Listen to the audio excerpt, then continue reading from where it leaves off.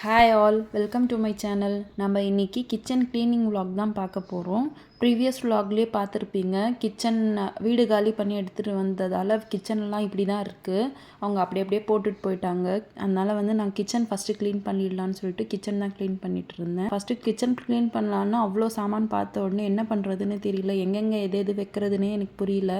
அதனால் வெளியில் first பெருக்கிட்டேன். Hall பெருக்கிட்டு ஒரு பாய் போட்டுட்டு அதில் எல்லா திங்ஸும் எடுத்துகிட்டு போய் முதல்ல வச்சுட்டேன். எனக்கு எப்போவுமே இவ்வளோ கன்ஃபியூஷன்ஸ் எல்லாம் இருக்காது. வீடு ஷிஃப்ட் பண்ணிவிட்டு அரேஞ்ச் பண்ணுறதில்ல. இந்த பேக்கர்ஸ் அண்ட் மூவர்ஸ் வச்சதால் அவங்க அப்படியே போட்டுட்டு போயிட்டாங்க. இந்த மாதிரி பரப்பி வச்சுட்டு போயிட்டாங்கன்னா நம்மளுக்கு எந்த இடத்துல எது வைக்கணும்னே புரியாது. ஆனால் நம்ம பாக்ஸாக தனித்தனியாக பேக் பண்ணி எடுத்துகிட்டு வந்துட்டோம்னா நம்மளுக்கு ஒரு பாக்ஸாக எடுத்து வைக்கிறதுக்கு கொஞ்சம் ஈஸியாக இருக்கும். பட் இந்த மாதிரி இருக்கிறதால தான் இந்த தடவை ரொம்ப கஷ்டமாயிடுச்சு. அதனால எல்லாமே எடுத்துகிட்டு வந்து வெளியில் வச்சுட்டேன்.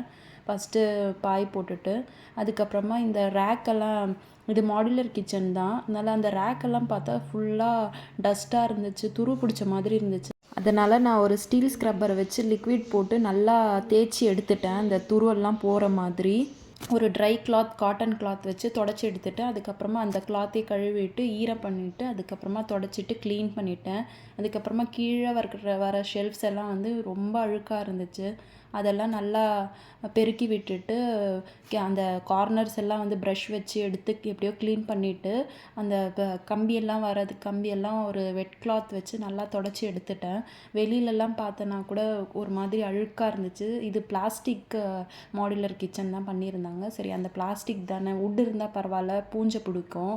அந்த பிளாஸ்டிக் இருக்கிறதால நான் நல்லா ஒரு சாஃப்டான ஸ்க்ரப் வச்சு நல்லா தேய்ச்சி சோப் போட்டு நல்லா தேய்ச்சிட்டேன். விம் லிக்விட் போட்டு தேய்ச்சிட்டு ஒரு துணி வச்சு நல்லா தொடச்சி எடுத்துட்டு அதுக்கப்புறமா பாத்திரம்லாம் இந்த மாதிரி அடுக்கிட்டேன். இப்போதைக்கு அடுக்கிடலாம், நம்மளுக்கு எப்படி அதுக்கப்புறமா ஐடியா வருதோ அந்த மாதிரி மாற்றிடலான்னு சொல்லிட்டு தான் ஃபஸ்ட்டு எல்லாமே பாக்ஸஸ்ஸு அதெல்லாம் இந்த மாதிரி வச்சுட்டேன். இந்த இடத்துல சிலிண்டர் வரும்.